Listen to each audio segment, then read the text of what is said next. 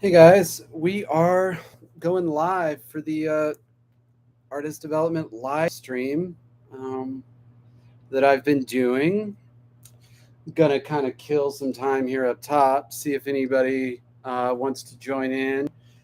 And again, absolutely into talking about anybody's questions. This can literally be a live um, artist development thing.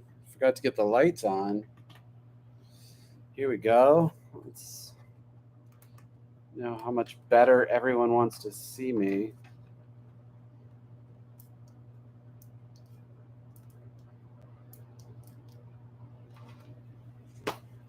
All right, that's a little better. Um, so I've got a few things I wanted to talk towards today. One of the things we are definitely going to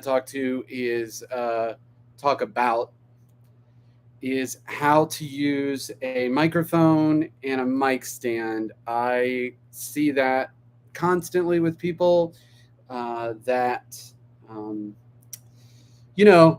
mic technique is very important, and also it's worthwhile knowing how to operate a microphone stand because that can make you look a lot cooler on stage to not be fumbling that every which way. Um, yeah, so we're going to do that. But, first I wanted to jump into something that has just come up with me over and over again this week. Um, and I wasn't really sure what to title it, but I'll just jump into it and I'll talk about my personal experience. What really kicked it off for me was doing these live videos, which, I'll be frank, are I don't think they're good yet. I don't feel comfortable doing it. I don't think I found my stride and my voice and my character, and um, it's not bad, I'm sure, but like I'm not as good as I want to be at doing what I'm doing literally right now. But what's come up this week for me in talking to people is that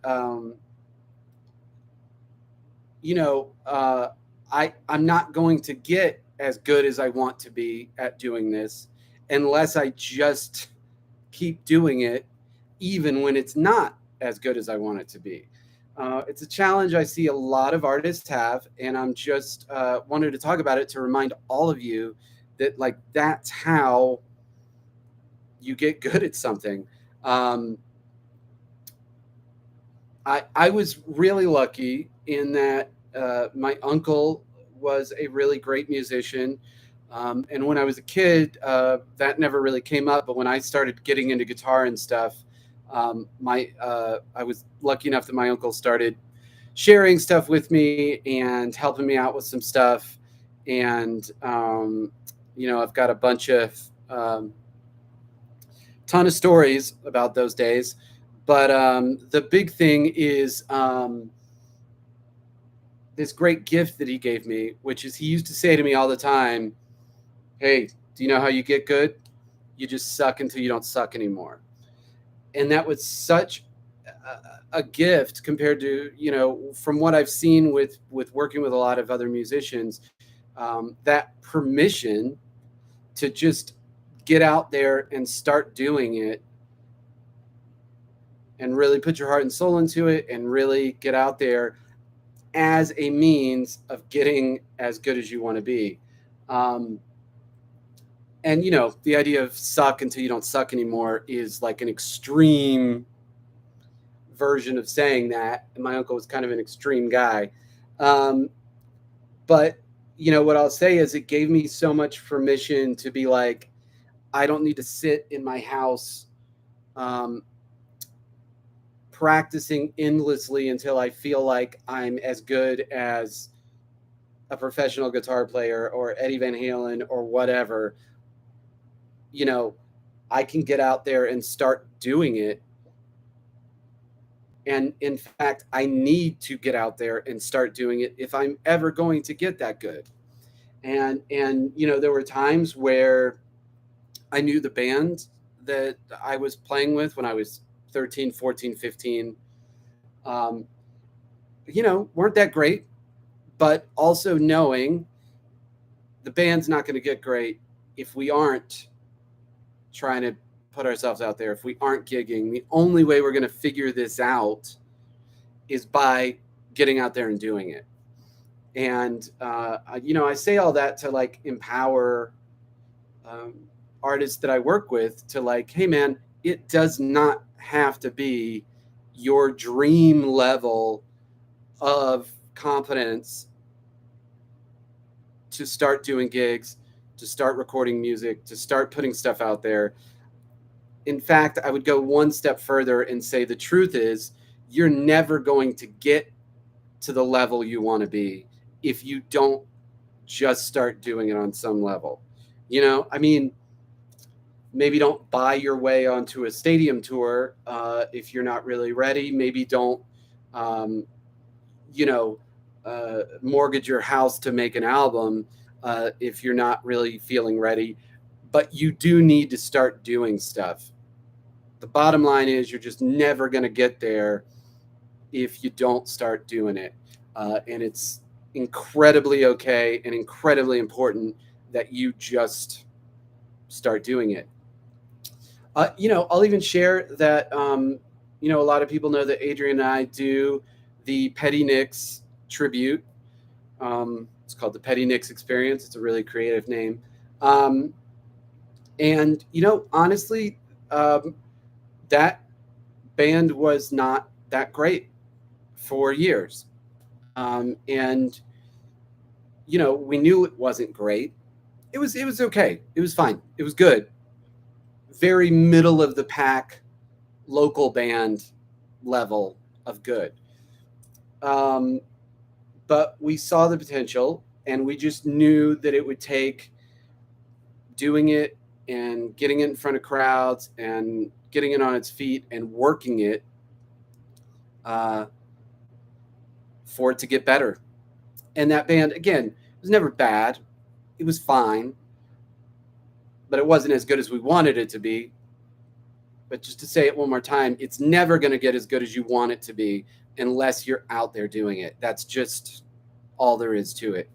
And that we have taken that band from very middle of the pack in the local band tribute scene kind of level of quality to being like, knocking on the door a little bit of being a national level, tribute act. Maybe not the coolest thing in the world, but the principle applies, right?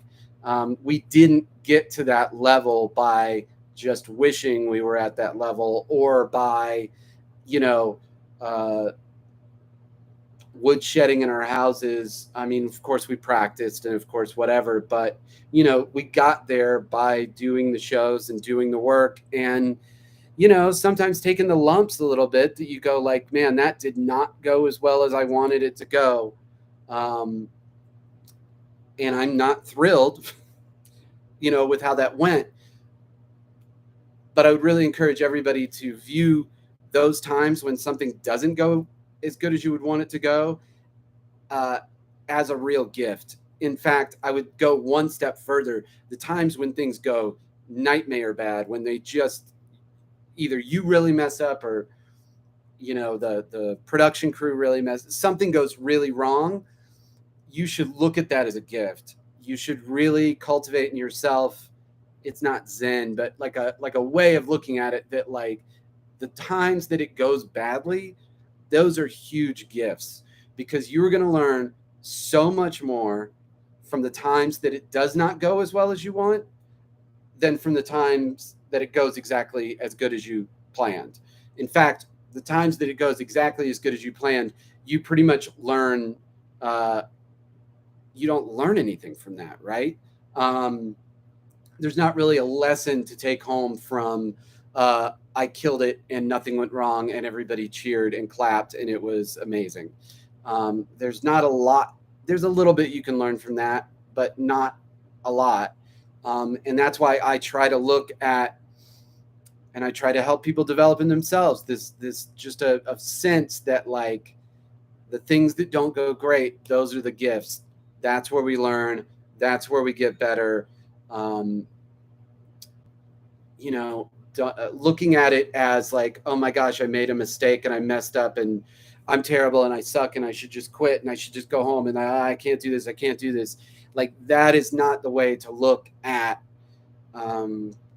something that doesn't go as well as you want it to go. That's a dumb way to look at it. Sorry to be mean to you guys, but that's honestly just not the smart way to look at it.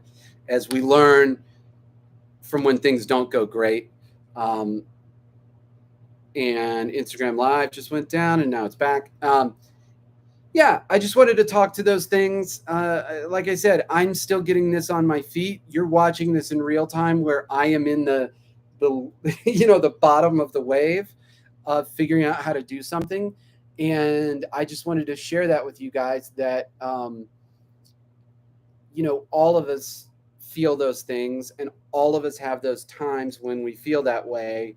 All of us being artists, and you can do such a favor for yourself. You can really help yourself if you start to fall in love with that feeling that I have right now of, I'm figuring out how to make this work. I'm figuring out how to make this good. And, like I said, I'm in the bottom of the wave. I'm going to keep doing it. I'm going to keep working. I love that feeling personally of figuring stuff out. And I think if you can find the right way to turn that around in your head to be like, really falling in love with the process of working it out and the process of finding things, that is just, it's really going to help throughout your entire career. Because as I was just saying to a good friend and artist development client, the funny thing about music is, it needs to be reinvented so often, and no one just figures it out forever and gets to ride on the ride on the laurels of whatever they've done. You are continually having to figure new things out. Let's say things go really great and you go from performing locally to touring and performing in clubs. You're going to need to figure out how to translate your show into a club show. If it gets bigger than that, you're going to have to learn how to translate your show into theater shows. And it's not going to work right away. And there's going to be a process of figuring that out. I mean, it's going to work. It's going to be okay. I always tend to talk a little negatively, but I'm always looking for greatness. So the other side of that coin is, I'm always looking for something to tear apart. So if I say something is okay, I'm coming at it from a, okay is awesome. But my point being, you get to stadiums, you're going to have to figure out how to make your show a stadium show. And you're going to have to figure out how to reinvent it. And that's why the best thing you can do for yourself is develop that sense of permission to learn and grow. And sorry, I'm getting a billion texts. Cool. Okay. What was I saying? Permission, permission to learn and grow, permission to mess up, permission to just do something slightly embarrassing like that just happened to me. It's fine. Who cares? You know what I mean? And try and find your own way to fall in love with the process of figuring it out. Fall in love with the process of putting yourself out there. Like I often say as a joke, because I have fallen down on stage. It doesn't happen very often, but it's happened.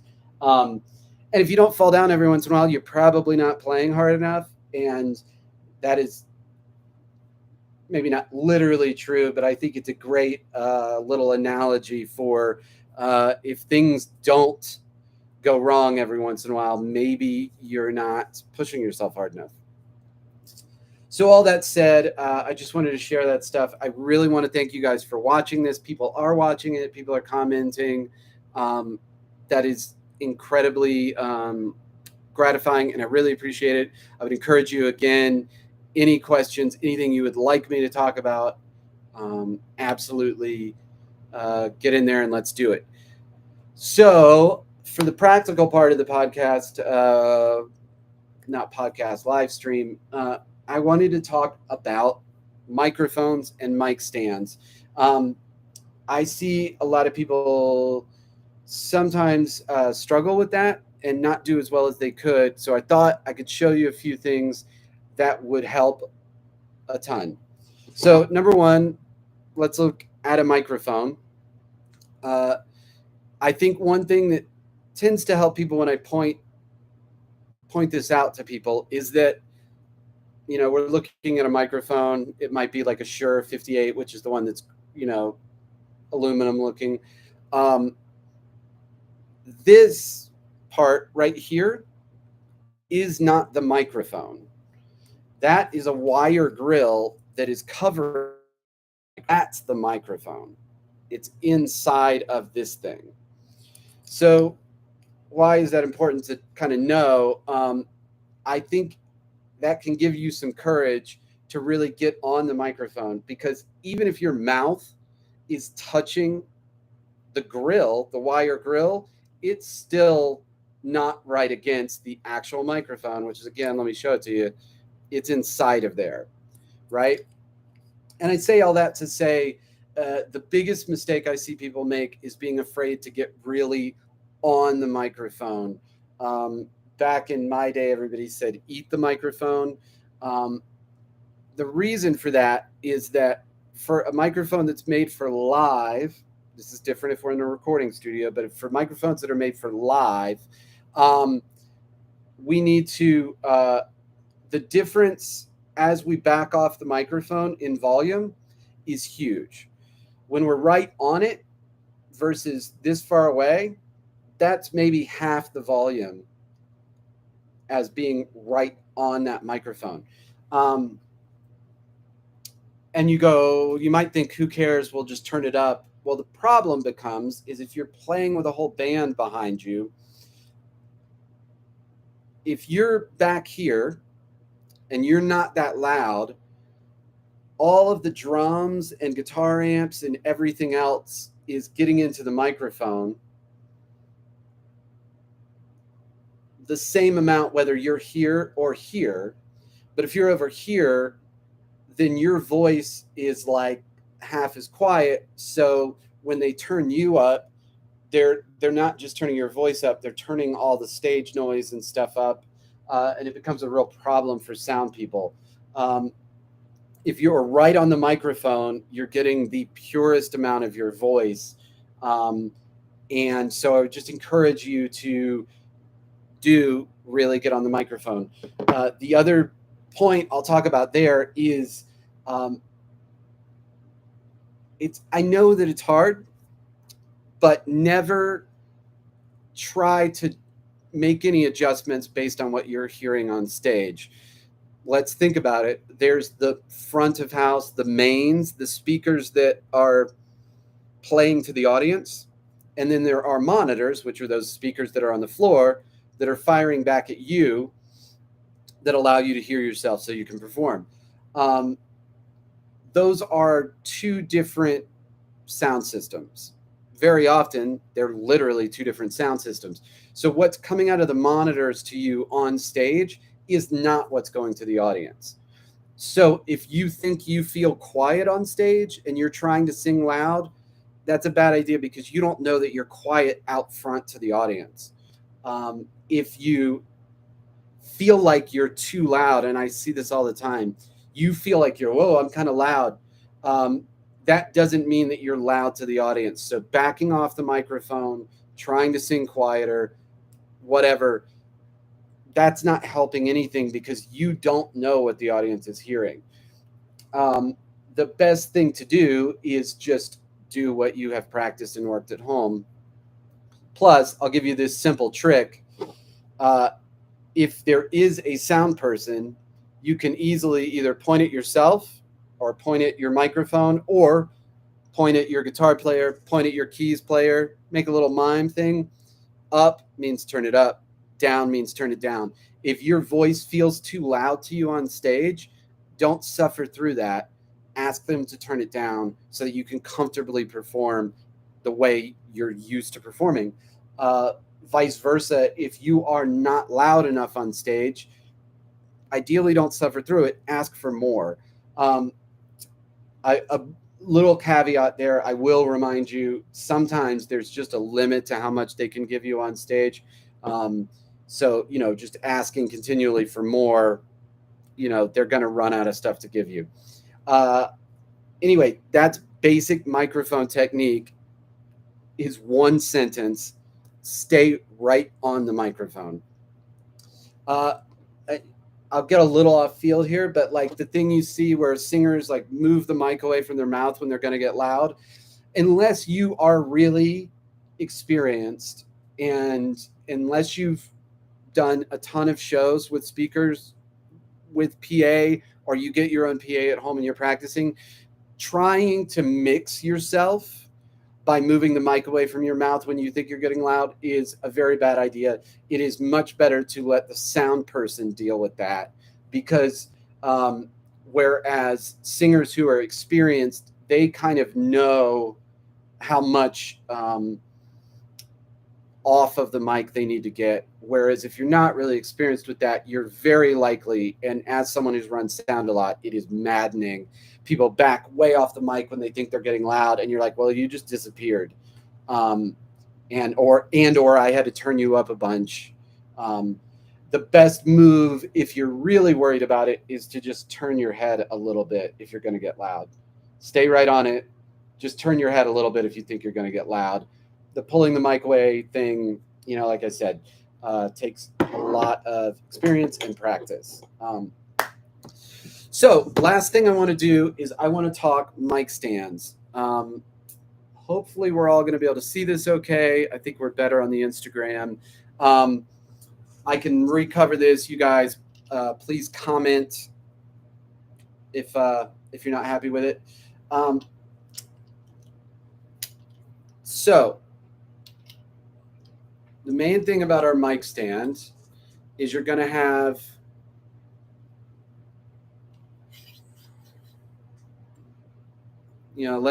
let's talk anatomy, right? We've got the mic clip.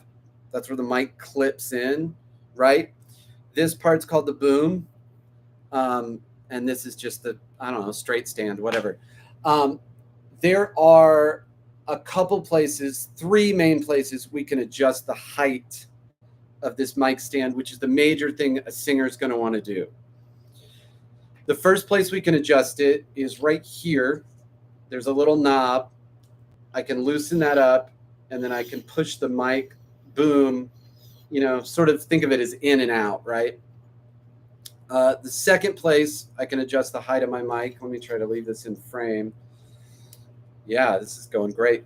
The second place is right here on this connector. Sometimes it's black and not silver. Sometimes it's more of a paddle thing. It all works the same. You're going to just loosen that by pulling it towards you. Loosening, pull it towards you, and it loosens. Push it away from you, and it tightens. You're going to pull it away from you, and that lets it bend like that, right? So we can adjust our height there. Third place, we're going to want to adjust the height of a mic stand is right here. Try to get that in frame. So you'll notice right under, the boom, we can rotate this right here and pull the mic up and down, right? So if I'm kind of happy with my angle and I'm kind of happy with, because obviously if I angle it this way, then the mic's further from the stand. By the way, I should have loosened that to move that. I can also push it out this way, whatever. If I'm happy with that, then I want to adjust down here. Loosen it up. Remember, lefty, loosey, righty, tighty. Bing, bang, boom. That's how you adjust a boom microphone stand. On a straight stand, which will usually be round base, you guys have probably seen them. It's the big metal round base. Your main adjustment is just this right here, and that's where it goes up and down. Number 1 rule of adjusting mic stands is step on them. And what I mean by that is whatever the base is, before you go to move anything here or to move the mic off of the mic clip, put your foot on the base of the stand. This works great, obviously, with the round base stand. It also, just do it with a tripod stand. You're not going to hurt it. They're industrial things. They're made to be knocked around, right? Just step on it. And the reason you want to do that is because you can see, like, this thing wants to move all around. Whereas if I put my foot on it, it's stable. And then if I want to loosen it or loosen it here, it's not trying to move every which way on me. That's also true of the mic clip thing. If we're wanting to pull it off, if we stabilize this thing, it doesn't want to go with us. And that's all I'm doing is putting my foot on the mic stand. So that is rule number one of doing anything with a mic stand, is step on it. Oh, and you see what I did just there? That would be, I'd call it a rule. If you're going to take the mic off of the stand, move the stand from out in front of you. You can see it on the live. This isn't the greatest look in the world. This is way better. Just move it behind you. That's the only move you need to do. When you want to put it back, you just grab it, put it back. So anyway, that's the mic stand stuff. That's the microphone technique thing. Let's put it down to a couple rules. Stay on the mic, get your mouth on it, keep your mouth on it. Again, that wire grill is not the microphone. The microphone is inside of there. Number 2 rule, always step on the mic stand. If you're going to do anything with a mic stand, step on the base. Number 3 rule, just remember your 3 points of moving it. We've got the one on the knob that's going to let the boom slide in and out. We've got the twisty thing. Remember, towards us loosens, away from tightens. That lets the boom go up and down this way, right? And then we've got the adjustment on the actual stem of the stand. And that is all the stuff. I'm cheating you guys because it's 7:28 and I'm going to jump off. Again, these are every week, 7 o'clock Mountain Time. That's 6 o'clock California, 9 o'clock on the East Coast. And really, any questions or comments, we'd love to hear them. And again, just thank you guys so much. It's so cool that people are showing up and watching these after the fact. Please comment. I would love to share anything I can share with you guys. And I will just see all you guys next week.